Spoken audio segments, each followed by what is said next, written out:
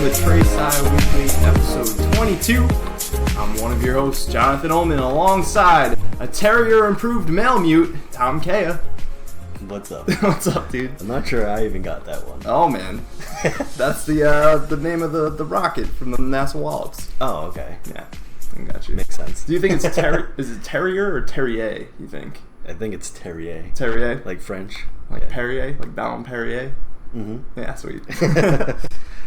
Today is Monday, July 3rd, 2017. One day before July 4th. July 4th. Yeah, Independence Day, very good. And I also was reading that today is the aphelion of the Earth. We are furthest away from the sun in our orbit as we will get. So there's that. But it's still pretty hot. It's still pretty hot out. Because the sun's tilted, right? Well, the Earth's tilted towards the sun. Yeah. We all know the gist. We all know that stuff. Welcome to the show. Thank you guys for joining us for another episode. Hope you guys had a great week. I know I sure did. Tom, how was your week? Great. Enjoying the nice weather. Yeah. We went to a little pool party yesterday, you and me. Yep. Doing a bunch of cannonballs. That was a lot of fun. All aboard! Any plans? Well, yeah, I know what your plans are for the 4th of July. You're coming over here. Hang out with you guys. So, that's cool. Is it supposed to be nice tomorrow? It's supposed to be nice and warm, I think. Good. It's going to be warm and humid, so... Nice. Nice we'll and sweaty. Have to take a dip in our pool that we put up, so that'll be fun. What else? Anything else of note that we should... No, just that it's the beginning of a month, so thanks for all the support again. That's right. Yes, thank you to all of our Patreon supporters for your kind financial support on patreon.com/trèSci Weekly. So I want to give a shout out to Dan Smith, Karen Kea, Juan Gonzalez, and Ryan Nash. That's your Patreon supporters as of right now. Remember, you can also support us on Patreon at patreon.com/trèSci Weekly if you feel obligated to do so. You can also help us out by subscribing to the channel here on YouTube, liking our stuff up on facebook.com/trèSci Weekly, following us on twitter.com/trèSci Weekly, and just being part of the chat here and helping us kind of get through the show. Yep. All right. So without further ado, I guess we can get on right into the news. We got 6 stories to cover today. And yeah, they're a range of different topics. A lot of different cool stuff going on here. So... Yeah, a little different from last week because we had the space expert Tyler on. Yeah. Which was great last week. Yeah. That was a lot of fun. Something else I should bring up. Tyler may be able to get what he wanted to show us last week with the Cam up and running for the end of this week's show. So if he does, we'll bring it your way. Yep, I'm waiting for him to text me if he can get it up and running. So yeah, if we can close out the show with that this week, that would be awesome. But we'll see. Yeah. All right, getting into the news. Numero uno. We're going to talk a little bit about the flu, Tom. It's weird thinking about the flu in the summertime. I know. Yeah, 2 stories about the flu here, but yeah. Here we go. Number 1. Getting the flu shot may soon become just as easy as putting on a bandage. In a study by Dr. Nadine G. Rouphael and colleagues, a microneedle patch proved to be just as effective in administering the flu vaccine in adults as the conventional needle and syringe method. So before we go on, I was just trying to think about it in my head. It seems like just putting a patch on is an easier way to administer the medicine that you're trying to do than the shot. Mm-hmm. So then the question becomes, is it as reliable still as the shot, right? Right. So even if it makes the most physical sense as the way to apply it, you have to make sure that the way you administer it doesn't change the results that you get from the vaccine. Absolutely. Yep. So that's what this study was largely investigating here, is to see whether or not the potency of that would kind of... Yeah, do you still get the vaccine the same way? Right. Yeah. The patch itself is made up of 100 half-millimeter long cones that penetrate the skin, and I think we have an image to show you guys of what that kind of looks like. Cool. So I'll bring it up over here too. Yeah, so you guys can just see basically that's like a real close-up view of real close-up view. Those would all stab into your skin just a little bit to administer the vaccine. Yeah, and then on the reverse side, it just kind of looks like a normal bandage, normal Band-Aid. They actually refer to it as Band-Aid in the article, which I thought was interesting because that's technically a brand name, but whatever. The cones are dissolvable, being made up of polyvinyl alcohol, sugar, and then the vaccine. Patients describe wearing the flu patch as mildly itchy or something akin to having Velcro pressed against the skin. So not really too bad. Too bad. I guess probably more or less painful than getting an actual vaccine shot administered. So that's nice. Advantages for administering the flu and possibly other vaccinations in this manner. Advantages for administering flu vaccines and possibly other vaccinations in this manner are numerous. For one, since the patches are stable at room temperature for at least 1 year, pharmacies would be able to stock them plainly on store shelves rather than having to keep the vaccine refrigerated. So that's cool. That's a nice feature of it. Yeah. But you can't store it for more than 1 year, like we were discussing, because each year the flu virus the main strain sort of mutates year to year, and your old vaccine isn't going to work the same way as a new one. Absolutely. So that's why they say it has a 1 year shelf life. It's nice you don't have to put it in the fridge, but you can't just stock up these patches and be good forever. Yeah, because until we come up with that super vaccine, whenever that is. Yep. Additionally, the researchers hope that vaccination rates in the United States will increase due to the ease of use and may go on to help improve the delivery of vaccinations in developing nations as well. An image credit for this one goes to Rouphael et al. And the Lancet for that image of the patch up close.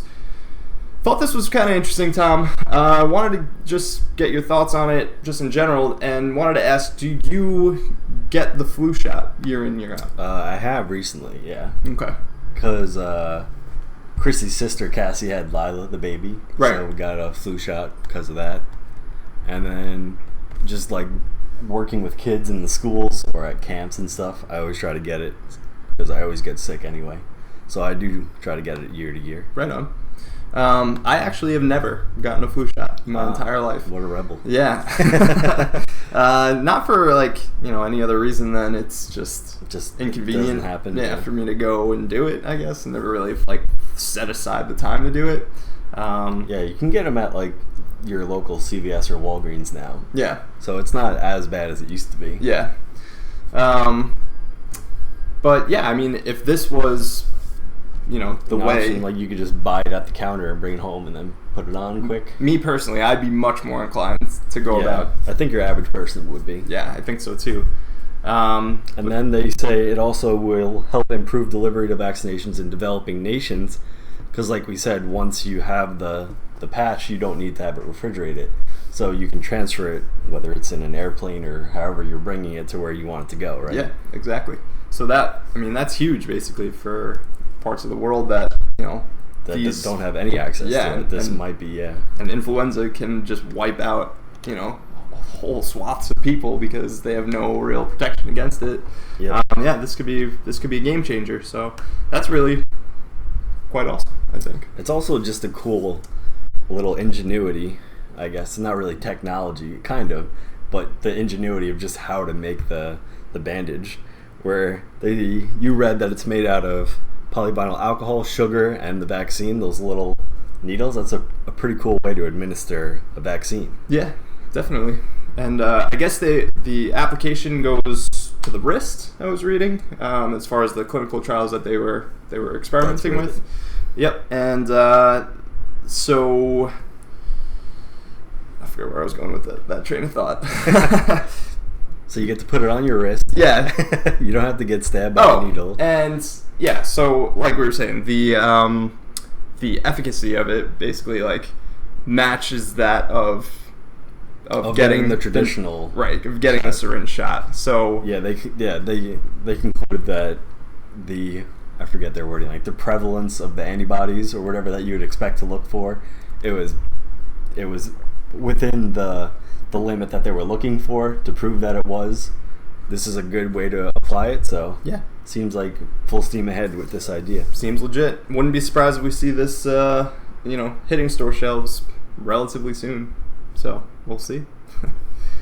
Moving on, speaking more about the flu, number 2, scientists may have found a way to monitor global outbreaks by studying how the virus mutates over time in individuals with weakened immune systems. Influenza, unlike other viruses such as polio or measles, mutates rapidly and therefore can escape the body's natural defense system more easily. These mutations can then get passed along in future replications of the virus and are easily transferred between person to person. So that's why normally when you hear that the flu is going around, right, like somebody gets it and then, just by interaction with that person, now nobody's immune system is really equipped to... Because it's like a mutated strand again, so Exactly. You're not ready for that. Yep. Scientists have had trouble studying influenza mutations in single-case studies since the flu typically only lasts for a few days or so. However, Catherine Zhu and colleagues report findings from a study conducted in flu samples from 4 cancer patients whose treatment had weakened their immune systems, making it difficult for them to fight off the flu virus. This gave the researchers a chance to study the genetic evolution of the virus over time. Quote, "We use deep sequencing to characterize the evolutionary dynamics of influenza within immunocompromised hosts. We identify a small set of mutations that arise repeatedly within individual patients, across multiple patients in our study, and at the global scale, revealing surprising similarities in evolutionary dynamics across multiple spatiotemporal scales." End quote. So, just as a quick little summary there. So they want to use the cancer patients, because they have a compromised immune system, so the flu stays in their body for a longer period of time. Exactly. So that's the reason for using them. And initially what it looks like is that as they watch the flu virus mutate within the individual, they can actually see how it's sort of mutating as a whole as it's being spread across different large distances and things as well.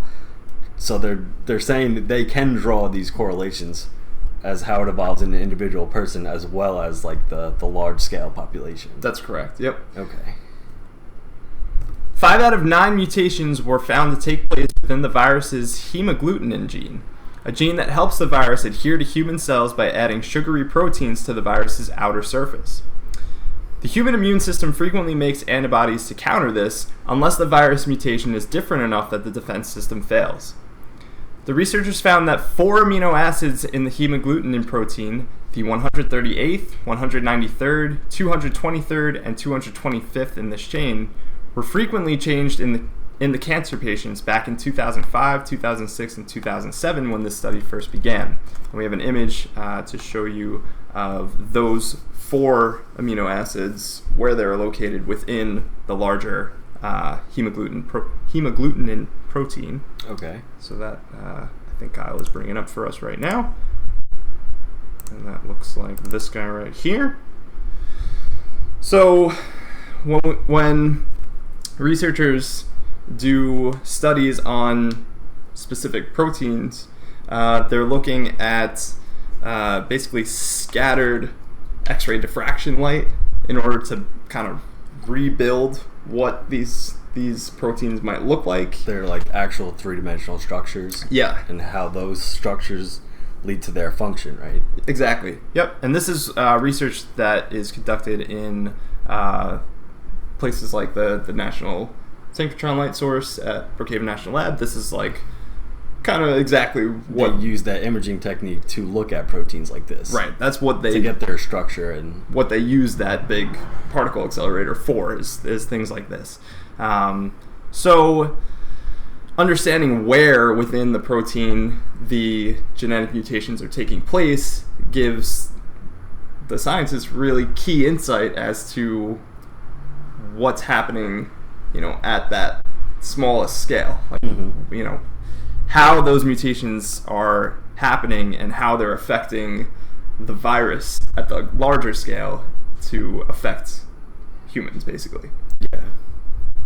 So, those same amino acids were then subsequently found to be changed in global strains of influenza in years following.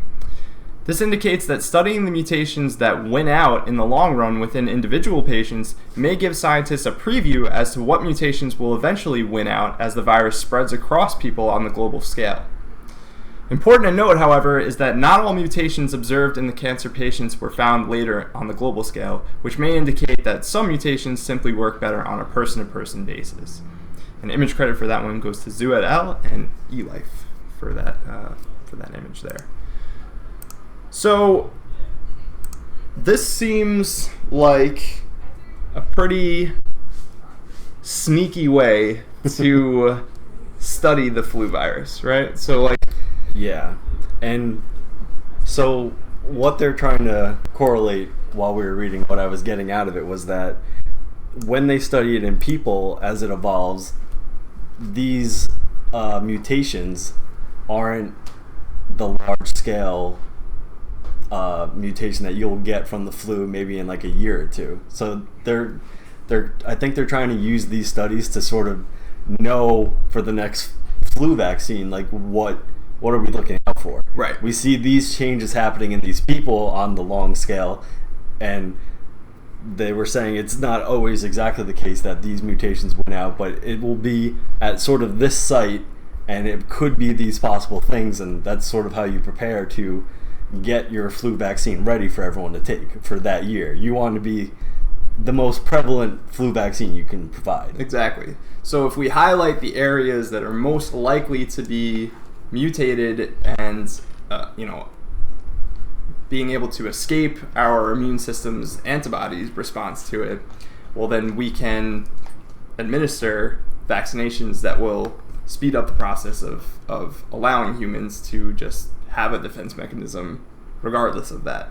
So yeah, that's pretty exciting. Like that's cool. It's not a way to, completely cure the flu basically, or cure outbreaks of the flu, but it's a nice way to better prepare ourselves for making flu vaccinations more effective, basically. Yeah. So that's great. So that combined with the patch that we just spoke about earlier, so that's a lot of things, a lot of steps. Yeah, a lot of big steps happening here in dealing with the flu, which is great.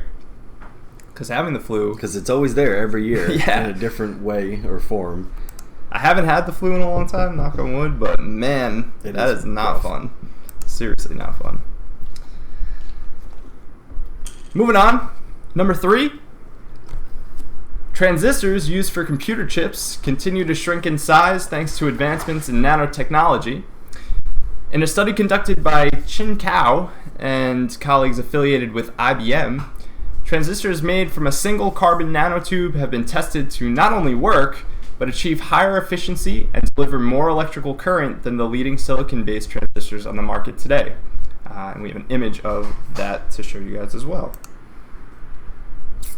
So, kind of a 3-piece image here. We can see what basically the schematic of this transistor looks like, and basically kind of complicated picture here if you don't exactly know what a transistor is. Yeah, so if you're looking on the left, you see how there's like 3 layers to it.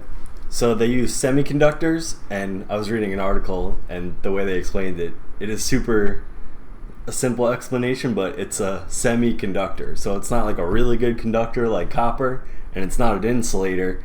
So when you're trying to have electrical circuits, you want something that can conduct electricity, obviously. Mm-hmm. But if you just had a whole bunch of copper wires in your phone and stuff, it would get so hot, and it just wouldn't really function the way you would want it to. Right. To be able to run as powerful and as quickly as you want it to.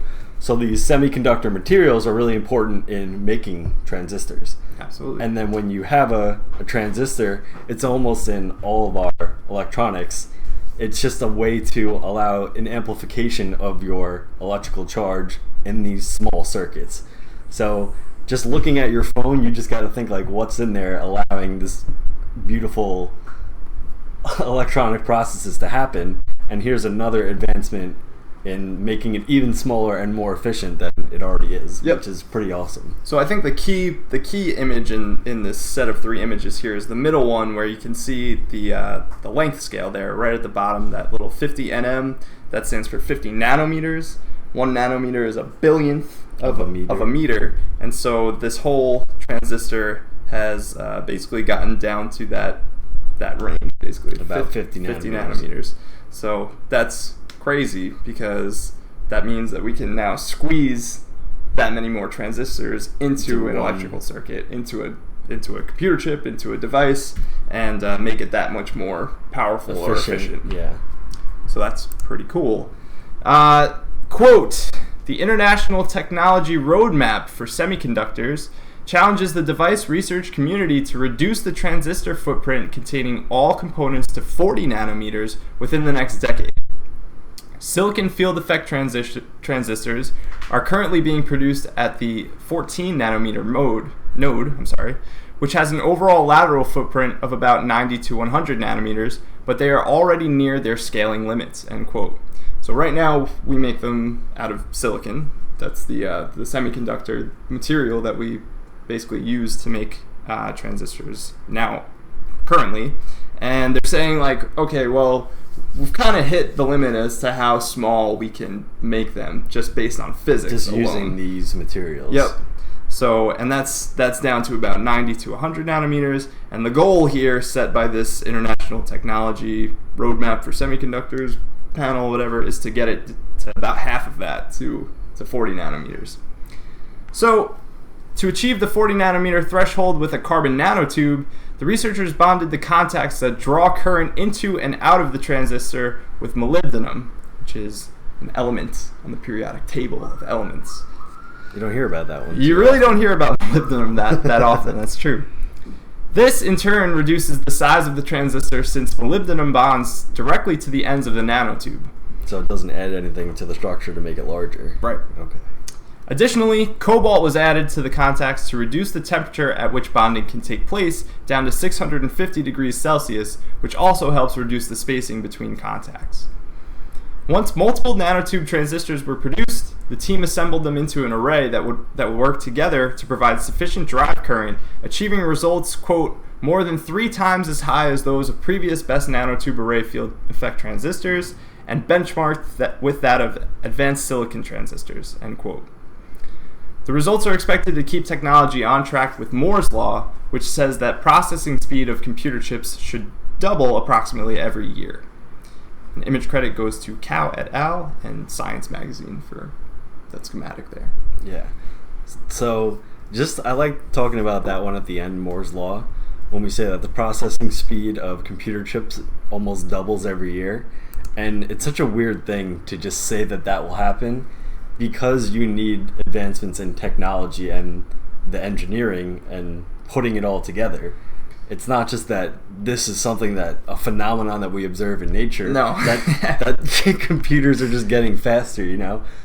I just always find it funny when you read it that way, where we're almost certain that the way we can build these things and keep making them, we know that as our technology improves, that it just is this sort of rate that allows us to keep moving forward. Yeah. Pretty cool. It is cool. It's just like a purely, I don't know, like statistical analysis almost on like how the physics of this will continue to advance over time. But, I mean, at a certain point, right, Moore's law has to level off, right? There's just, you can't really get much smaller. I mean, now we're talking about the nanotube scale, right? Like, yeah, we don't really have anything on our plates where we can go next. But yeah. Who knows? Yeah, I mean, quantum computing, I guess. If that takes over, then who knows? Yeah. That might launch us even further than just double in processing speed. That may take us to a whole new exactly. Yeah. That is more to do not so much with the material science and of the like speed and technology. That's like just a sort of whole different computer network. Exactly. Yeah. But I think this is interesting. I mean, it certainly speaks to how electronics have kind of become this consumer-driven facet of life. We just keep putting out the newer, better version of it. Yeah. Whether it's in your laptop, your phone, your whatever. We expect it now, you know? It's like, all right, yeah, well... what's the new model? Yeah. What's its processing speed? Yeah. This and that. So, that's, I guess, good. I mean, I always like when electronics get better because I'm into that kind of stuff. Yeah, but... Yeah, well, I guess we'll see how that shapes the whole industry. Moving on, Number 4, volcanic eruption forecasting takes a step forward with the help of a data assimilation technique. In a study conducted by Mary Grace Bato and colleagues, I think that's how you say that, Bato or Bato, not sure. Magma overpressure, a parameter that plays a key role determining when a volcanic eruption is set to take place, is calculated by measuring the ground deformation above the magma chamber of the volcano. So I don't know if you want to comment a little bit on that, Tom. Yeah. So it's tough when we were talking about stuff below a volcano because we can't really directly observe it a lot of times. So what this is basically saying is that there's a certain amount of pressure that builds up above the magma from whether there's more gases or whatever that's going on, and then that pressure displaces the ground above it that we can measure with like GPS type things to get accurate measurement of how much the land is moving. So they don't know exactly how the overpressure correlates to moving the ground. They don't know it for sure, but as they're learning more about how that pressure is related to the movement of the land, they're hoping they can use that information and knowledge to make a forecast, whereas you would measure some sort of relative humidity model in the atmosphere and then you plug that into your model the same way that you would want to see how that then affects the whole system, and use these specific parameters to become a part of your models, not just trying to say, oh, the ground's moving this much, it may lead to an earthquake. Right. So they're trying to use these ideas of how they sort of know how a volcano works and then apply putting them into computer models and using the data to sort of just take it to the next step to see how good we can get at predicting these things, not just relying on like people's expertise of knowing how volcanoes work. Right. Just using these data-driven techniques. Very cool. So continuing on, thank you for that, by the way. The researchers then applied data assimilation techniques, basically a way for the calculation of the magma overpressure to update itself in real time as the influx of ground deformation data changes in real time via satellite observations. These data assimilation techniques are the same used for meteorological predictions as satellites observe changes in the parameters of the Earth's atmosphere to forecast weather. Using a simplified 2-magma reservoir model, the researchers, quote, solve for the temporal evolution of the magma overpressures, delta P sub S and delta P sub D, for the shallow and the deep reservoirs respectively, end quote. And we have an image of that to show you as well, to give you an idea of that 2-reservoir system that they are modeling. So that's something like so. So important to note that this is all just model theory based. But we'll get into but what makes the data assimilation so powerful for these things is that these are pretty new models, so they're not like super fine-tuned, but the way it works is that it gets better and better over time. It's almost like it learns from itself, right? Because as you run your model, then you tell it this is what actually happened, and then your model changes over time, right, based on the actual things that it sees. But you have to start somewhere. So the same way where predicting weather is not an exact science, this is at a point in time an evolving model of understanding. Very cool. And on top of that, although a simplified system, quote, as shown by Reverso et al. In 2014, another scientific paper, this simple model provides a consistent explanation for the temporal evolution of the post-eruptive displacement measured at Grímsvötn volcano in Iceland after the last 3 eruptions, 1998, 2004, and 2011, end quote.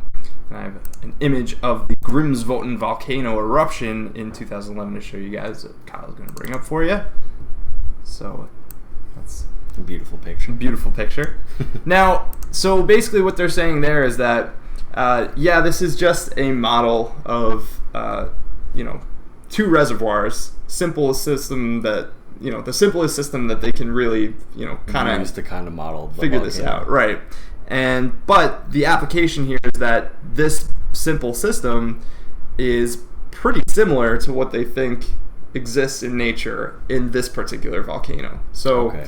while this may not, be generally applied to all volcanic eruptions, it will at least serve to kind of use as a jump-off starting point for this particular volcano, and then maybe we can broaden the application to other volcanoes. Yeah, that's a good point. So the model does mirror that system pretty well, and then in general, hopefully they can learn. But I think because volcanoes are so different from each one to one, you do have to learn more about the reservoir, the magma chamber, the shape of it, and as much as you can know to make your models better. Yeah. And it's kind of crazy that a lot of our data comes from satellites when you're talking about something that's like under the surface of the Earth. Yeah. But you do need to use those because there's no real easy way to get down there and start taking measurements. Definitely. So, and, that top-down perspective is really kind of the best way to keep eyes on all sides, everything, Yeah. Results showed that there exists a great potential for using data assimilation techniques to accurately predict magma overpressures. This already has great implications for better understanding the plumbing systems of volcanoes and could lead to a future where hourly forecasts of volcanic activity is monitored for the safety of nearby inhabitants. However, it should be noted that the relationship between magma overpressure and a volcanic eruption is not entirely understood by itself, so widespread application of this method to other volcanic systems will not yet give scientists a truly accurate forecast for an eruption just yet. And that's something that you were saying basically at the top there. So I think when you will eventually get a reliable forecast of a volcanic eruption is when you have like an overpressure parameter, and then you have like a volatile percentage parameter, and all these things to make a really complicated, detailed model that can sort of not just rely on the space of one particular magma chamber, but be more of a generalized model of the whole thing. Yeah. So, like we were saying before, why is meteorological community so much further ahead in forecasting as opposed to the volcano people? They've been doing science sort of the same way, but it's way easier to just send a weather balloon up and take all the measurements of all the parameters you want to use, your humidity, your wind speed, your pressure, all that stuff. You just send the balloon up and it takes all those measurements for you. But when you're looking at a volcano, it's like it's way harder and complicated to get the physical parameters that's going on underground and in the whole volcanic system itself to then use those measurements to put into a model that you refine over time. So it's obvious why they're sort of lagging behind, but I do think it makes sense to sort of try extrapolating the same way that we do weather forecasting. Absolutely. Yeah, I mean, we may never get to a point where we have a general application for volcanic eruption, period, right? But, I mean, that's okay because they are very localized systems. It's not like magma's just going to burst out of the ground from your backyard. From an unexpected, source. So if it turns into like, okay, well, now we have a forecasting system in place for each volcano that we know of. Great, yeah. That works just as well, if not better. And like James just wrote in the chat that even like an overpressure warning could be to take a closer look at it. So it's almost like we're already starting to get early warning systems in place just from simple models like this. Right. So definitely cool. Yeah, very, very cool. Image credit goes to Bato et al. And Frontiers in Earth Science, as well as the Smithsonian Institution's Global Volcanism Program. Wow, I really butchered that. Smithsonian Institution's Global Volcanism Program for the image of the Grimsvötn volcano. Volcanism is a pretty cool word. It's Yeah, pretty ominous. Yeah, it's pretty, volcanism. Pretty scary. Moving on. Number 5. On Friday, June 30th, 2017, President Trump signed an executive order reestablishing the National Space Council, a group tasked with advising the nation's activities in space. The council existed previously from 1989 to 1993, and a version of it also existed as the National Aeronautics and Space Council from 1958 to 1973. Vice President Mike Pence will chair the current iteration since, quote, Mike's very much into space, end quote, according to Trump's speech at the press conference. conference. The council will also include other members of the Trump administration alongside a users advisory group, which will comprise of leading members of private industries and other non-federal entities. Buzz Aldrin, second man to walk on the moon, was in attendance, alongside current NASA astronauts David Wolf and Alvin Drew.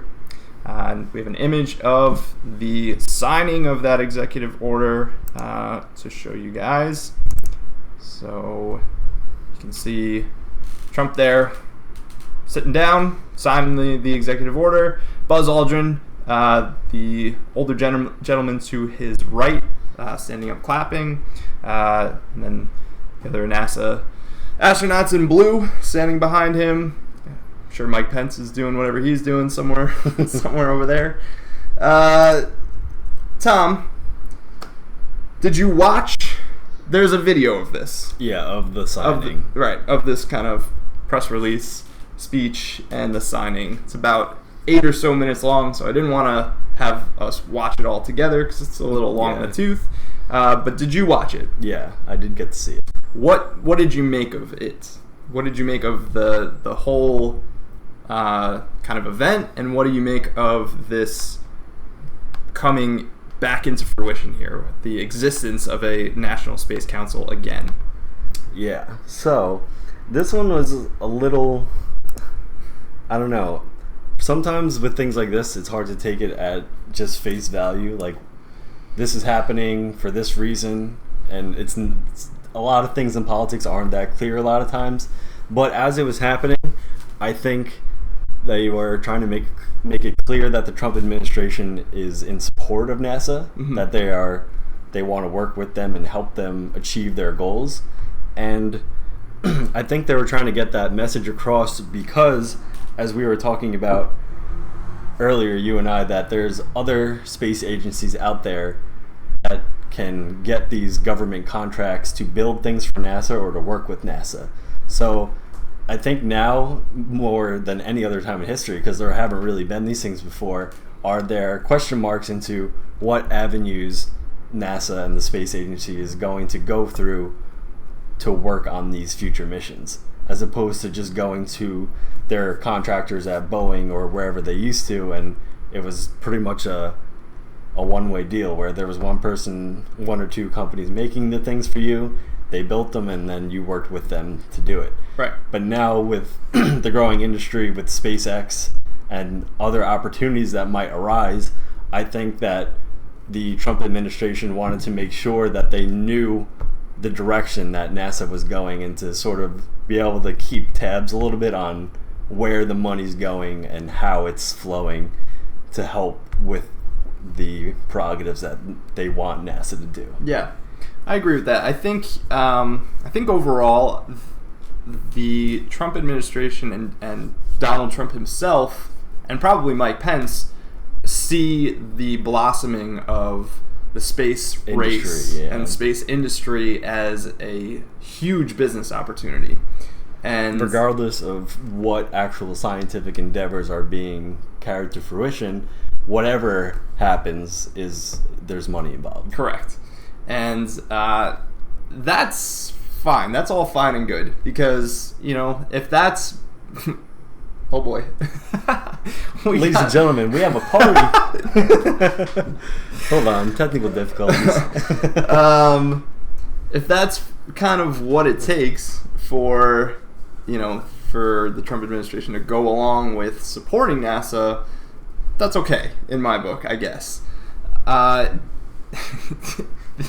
The flip side to this is when you hear them talk about it, it's so obvious that they don't know what they're talking about. Yeah, they don't really know what any of this entails at this point in time, or what it really means. Right, like at a intellectual level, I guess. And I don't mean that as a diss, but what's actually happening. Yeah. So, the press conference itself, it kind of rubbed me the wrong way because I'm just watching this and cringing the whole time. But at the end of the day, I mean, it's an executive order that I guess I can stand behind because there's nothing really there's nothing really to draw from this creation of a new National Space Council other than it's bringing attention to the work that NASA is doing, which I think is well deserved, right? Yeah, and then the only thing I think we have to be skeptical of is the same thing of what's going on in the EPA, where the person who's ultimately at the head of it is largely not in line with the views almost of the agency overall. Right. Whereas in this case, Mike Pence is not in line with the national organization. He doesn't, he's not well versed in what they're doing and what's really going on with them. So hopefully this is another case where the agency overall works well in spite of the actual person in the leadership role. Yeah. But it's another example where the person in charge of the organization doesn't even have like the same beliefs or ideas or mindset, I guess, is what I'm trying to say. I think Mike Pence is genuinely interested in what NASA is doing, because he does, as far as I know, like since the Trump administration has taken over, he has made an appearance at most of the major NASA events. Yeah, he was the one who was there when the NASA astronauts were brought in. Yeah, the new class of astronauts. Yeah. He delivered that commencement speech. Exactly. Yeah. So, I'll give him the benefit of the doubt there. I don't know that he's totally the most knowledgeable person, but enthusiasm can at least cover that up, I think, in a sense. So we'll see, I guess, how this goes. I'll be interested to hear who else is going to make it onto this users advisory group panel, because I'm just curious to see like what private industry leaders are going to have a say in how America and NASA conducts itself in future space endeavors. Like, like why? Like, why those people? I don't know. So I guess we'll see. And number 6, Tom, on Thursday, June 29th at 4:25 a.m. Eastern Time, NASA Wallops finally successfully launched its Terrier-improved Malamute sounding rocket. The rocket deployed 10 small canisters that released blue, green, and red vapor tracers into the ionosphere, allowing scientists to visibly track the particle motions that the region of space just beyond Earth's atmosphere. Sorry, that's not in the region. Yeah. In that region of space just beyond Earth's atmosphere. That's what I wrote. The artificial clouds were reportedly seen by early rising individuals from New York to North Carolina. And we have a video of what that looked like. Yeah, so they were teasing us with the launch for about a month, and it was going to be in the evening, right? It was going to be around like 9:30. Yeah. And they finally scheduled it for the early morning at 4 in the morning, and that one worked out. Yeah, so glad they finally got it off, because, it was a long time coming.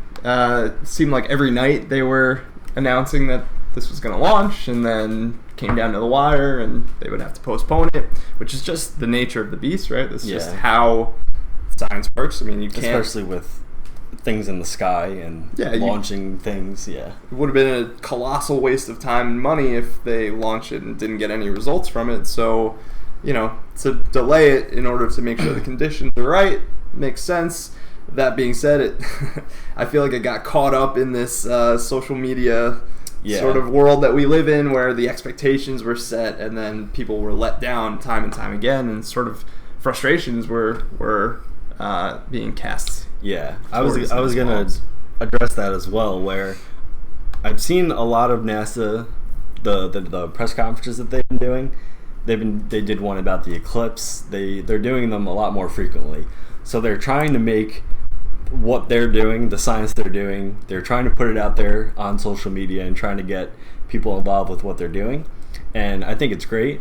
But with this one in particular, this launch is just a preliminary test to see for the first time if we put these sort of cloudbursts, how can we track them in the ionosphere? And I don't think they had discrete objectives of actual things they wanted to discover. I think this was just the first preliminary launch of its kind to study these sort of movements in the ionosphere.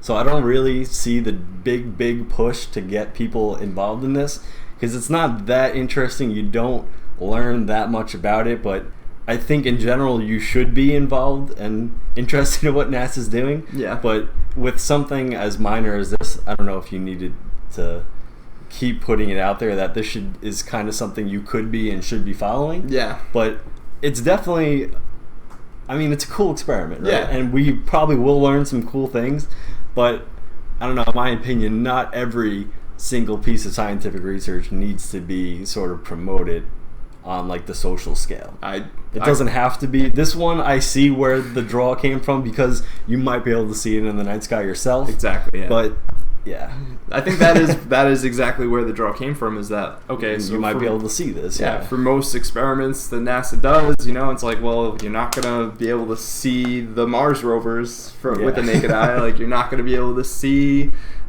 things that are going on the International Space Station. So this one, you can actually see it happen in real time.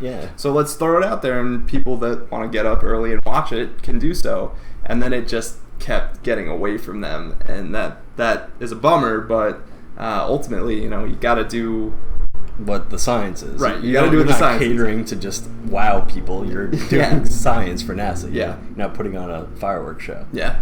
So there you go. That, yeah. And that, my friend, is all of the news for this week. So I don't know if we have a Tom's Corner. So I do have a small little segment that I want to talk about for Tom's Corner, and it has to do with, as I was reading about the Space Council, and I was sort of trying to question how much do I believe that Mike Pence is not the right person for the role, I guess, as the leader. So what I was reading about was that traditionally in the past for these Space Council, it just happened to fall on the vice president to be the one who was in charge of it. Mm-hmm. It wasn't because they were enthusiastic in space or whatever. It just seemed to be just the person who was in charge of it. So it's not that, I don't think Trump is saying that Mike Pence is so interested in space, that's why he's in charge of this. I think it was more because that is the person who was in charge. Right. Previously, as this has been going on.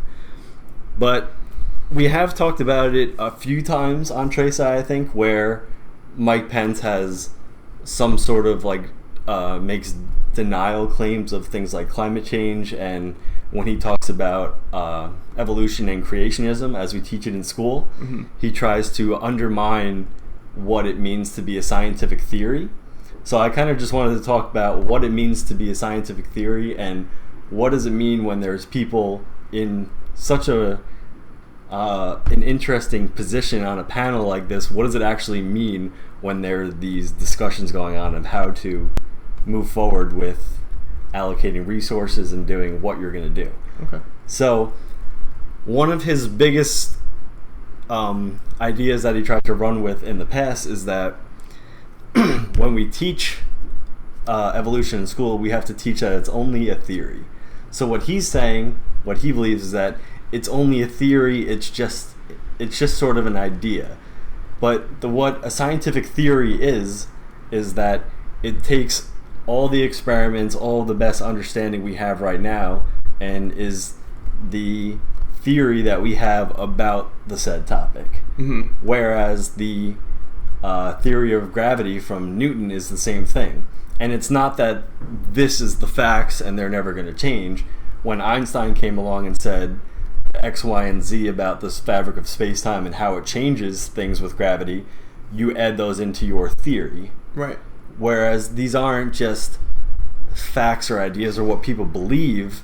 It's sort of the best scientific consensus we have right now of what we've observed and how it works, right? So a theory in science is, it's a lot of times misunderstood, right? Yeah. I was just going to say, do you think that comes as a hang-up with just the definition of the word and how it's used in nomenclature? I think it's just with common language. When you say, I have a theory. Yeah. Like, it's something you might say if you have an idea about something. Yeah, just something you pull out of your back pocket. Like, I have a theory about this. Yeah. That's not really well-founded on actual scientific evidence where you've had experiments and you've had peers in your field do different experiments and you collaborate with them to come up with this one theory based on all the evidence. Right. So it's kind of crazy to me that when you see the vice president not have an understanding of the definition of a scientific theory, and then it's like, well, I mean, I guess not everybody can be scientifically literate in politics, but I mean, it's 2017, there's the internet, like, this has to go away sooner or later, I think. Yeah. But what I was really trying to get at is when you have somebody in a position, they have a National Space Council, he's the head of it, like, and he's not scientifically literate really on these ideas and what they're trying to do, is it really detrimental, or does it sort of just move on without him? And do you see him as like a roadblock? Like, you know what I'm trying to get at with this? I do. To be honest, I think that putting people that the public recognizes in these positions of, well, yeah, you got to put a name to a face to a council. Somebody's got to be there. I think that's ultimately what this is, right? I think that Mike Pence, for what it's worth, when he gets up and speaks about scientific theory and what that means, he doesn't really know what he's talking about because he didn't study science. So he then retreats back to maybe his inside group of people that do know what they're talking about and comes to make decisions based off of their advisory. The collective, yeah.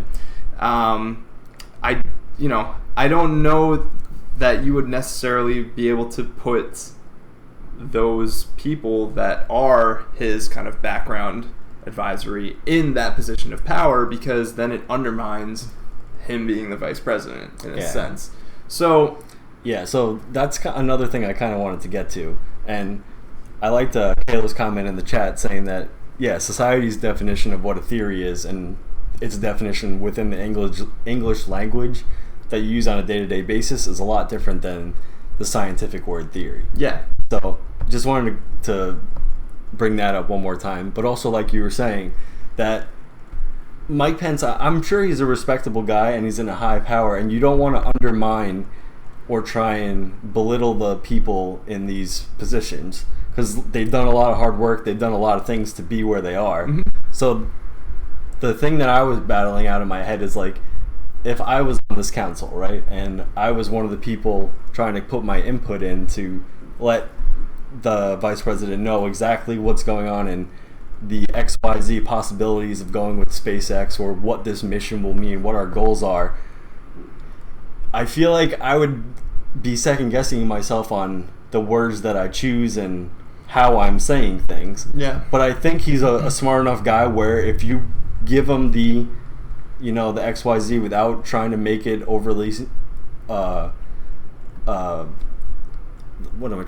nomenclature that you use, all these standard ways that scientists communicate to each other, and they just, or send out an article that the NASA scientists do for an upcoming research thing, that they don't just send it out in a memo or an email, that it's put out there in a digestible way for the people who are in the administration, who are in charge of putting out these things, right? Yeah.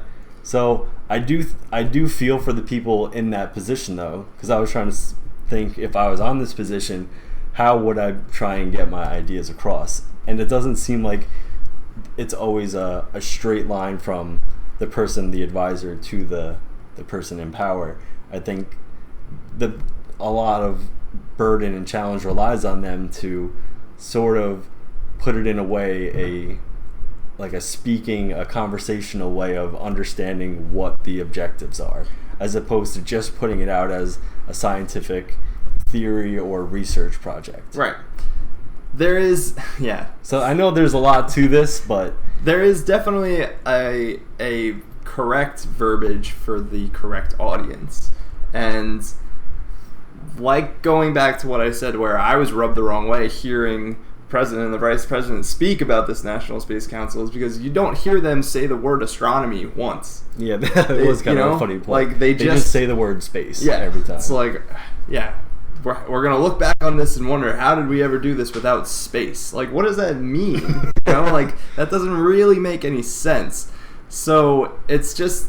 Yeah, but I know exactly what you're saying, but then think of somebody advising them, and if they just come up and they use these crazy nomenclature and vocabulary, right, it's not the right audience, is kind of the point I'm trying to make. Exactly, yeah. So you have to hit, there's the high end and the low end, and you have to hit it, in the sweet spot. Yeah. I mean, that's something that you and I struggle with from time to time too, where, we have our audience of people that watch this show, and the goal for us is to bring the scientific literature that we read that is technical and is, really hard to digest down to a level where, okay, like, we can speak about it kind of openly, because the more people that can speak about it openly, the better informed everybody is. Yeah. But that is exactly why, I write some of this stuff down, right? I write a little write-up about what we're about to talk about, because science is technical. It is specific. And if we just got up here with no scripts and just tried to talk about it, we would mess it up. Represent a lot of misinformation and not put it out exactly the way you want it to. Right. Just because of our nomenclature between ourselves. We don't necessarily know the exact vocabulary in the biological community that right. deal with the flu a lot of times. Yeah. We might misuse terminology and things like that. Exactly. But the real point, that is a great point, and I could kind of tie it up at the end, is that I just want the general understanding of the scientific consensus in the community to be presented in a way that where we're acting on what we know about the science, as opposed to acting on how we feel or instinct or anything else like that. Definitely. And yeah, those guys in political power have a responsibility to the rest of us to make sure that they're literate enough to make sound decisions based on the hard evidence. And that's tough for them when those people that get to that position of power don't study science. They study politics to get to where they are, and then have to make these policy decisions right. involving the scientific community. It's weird. It is very strange. They should merge together a lot more in the future. Yeah.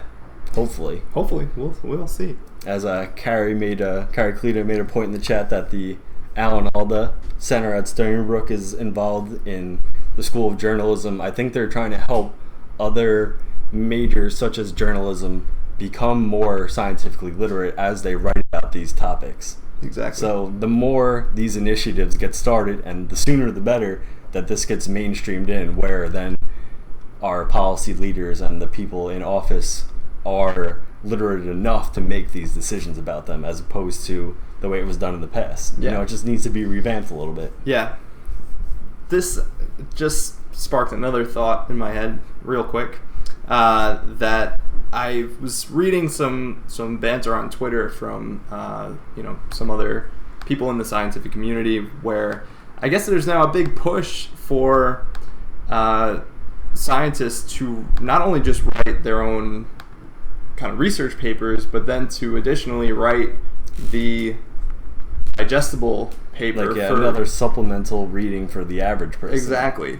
And there was a poll that was kind of put out to Twitter, where it was like, well, who do you want to hear your science news from? The scientists or journalists who cover the scientists' work? And I was actually surprised to see that an overwhelming majority, I forget the exact numbers, but people responded they want to hear it come straight from the scientist. Yeah. And I actually think that that's a really bad thing, because not that they're not capable of doing that, but they should just be focused on doing the science. There is room for journalists and people like you and I who aren't journalists but want to talk to people about science at this level. There's plenty of room for us to grow and get better and involve the communities a little bit more, right? Yeah, so I agree with that. I don't think that it should come directly from the scientists every time, but I do think they should be working with some sort of aid or guidance to maybe help them along with it, or they have some sort of communication with the people who are writing the stories about them, where it's not just a journalist who's looking up information on their own. It would be nice if the person who writes these digestible science pieces has direct contact with the people from the scientific studies. Yeah. So that they could be the liaison or whatever. But it would be cool to see it directly from them as much as possible. Yeah. I think it definitely lowers the chance of things getting lost in translation. But I think that in today's world, we have a live chat. So we have the means of squashing that right from the outset, right? Where if the audience, the consumer of this information doesn't understand a specific point of it, well, then they have the ability to just ask a question directly to the source and sort of figure it out, come to a better understanding or a general consensus of what it is they're confused about, I think. Yeah. So that's where my mind is. It is weird to just really think about how do you go from a scientific article, with the abstract, the results, the discussion, the methods and whatever, and bring that and get all of that information to another person. Because when you read it, sometimes it's all almost jargon and nomenclature of the field so you can relate it to all the other research articles that have been written, so it's consistent with the vocabulary and with what's going on. And a lot of times, if you're not in the field, it literally doesn't even make sense. Yeah. There's a lot of abbreviations and things like that. So I do agree that there needs to be people involved who know enough of the science, whose job then it is to take that and bring it to other people. Because to be an expert in all of that while being an expert at the science is a lot then to ask them to then make the stretch to now be the same person who delivers the information. Yeah, it's well, then why not just take it another step further and ask them to make the policy? It's let's just get rid of the politicians too, whatever. Yeah. I don't know. So I guess the overall general kind of thing we'll end on is that, we can all do a better job. We can all be more engaged. We can all kind of do our research and learn more about different topics and stay in the know. But until then, we will keep bringing you the science news as much as we can, as best as we can.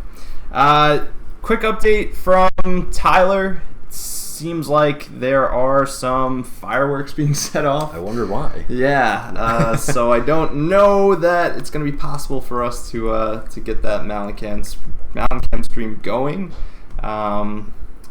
So we're NASA Wallopsing it over here, I guess. Maybe one day we will get that up and running for you guys, hopefully. But until then, we wanted to thank you guys for watching. Thank you guys for being here with us, and we hope to see you again next week. And have a happy 4th of July holiday. Absolutely. God bless America.